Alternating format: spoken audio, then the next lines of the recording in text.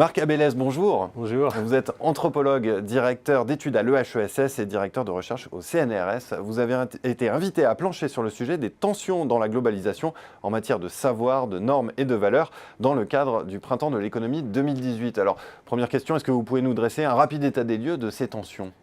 Je pense qu'on peut considérer qu'au départ, la globalisation a été accueillie de manière assez positive. Ça correspond à l'effondrement du mur de Berlin, ça correspond, je ne reprends pas tout le scénario, mais c'est vrai que pendant un certain nombre d'années, c'était une sorte de libération. Cette ouverture du marché, cette ouverture des flux, de la circulation, ça représentait quand même quelque chose d'extrêmement enthousiasmant pour toute une nouvelle génération qui n'avait plus à vivre derrière des frontières, derrière des murailles, etc. Donc ça, c'est le côté positif. Et je pense que, et c'est ce que Francis Fukuyama avait écrit un livre qui s'appelait « La fin de l'histoire », et on pensait que cette histoire, ça serait une histoire où le marché serait réconcilié en quelque sorte avec la démocratie.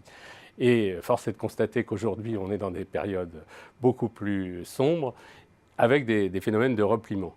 Et nous, ce qu'on observe, c'est, je dirais, une sorte d'incertitude, une sorte d'inquiétude, je dirais presque existentielle chez de nombreuses populations. Ce n'est pas un phénomène isolé, mais que ce soit dans des coins d'Amérique latine, en Amazonie, que ce soit dans la société française, que ce soit dans des sociétés asiatiques, par exemple, il y a de plus en plus d'inquiétude, de méfiance et aussi d'incertitude sur ce que va être l'avenir. Moi, je crois qu'un des éléments importants dans la globalisation, c'est le fait que les gens se situent à la fois comme très locaux et en même temps ils sont projetés via Internet, via les phénomènes migratoires, dans un monde beaucoup, beaucoup plus large. Et ils ont du mal évidemment à s'y retrouver. Ça a des aspects évidemment très positifs, mais en même temps, les tensions, elles naissent quand on n'a plus ces repères. Et les repères traditionnels, ils sont très importants pour la majorité des sociétés. Alors, qu'est-ce qu'on peut faire contre ces tensions pour dissiper cette incertitude ?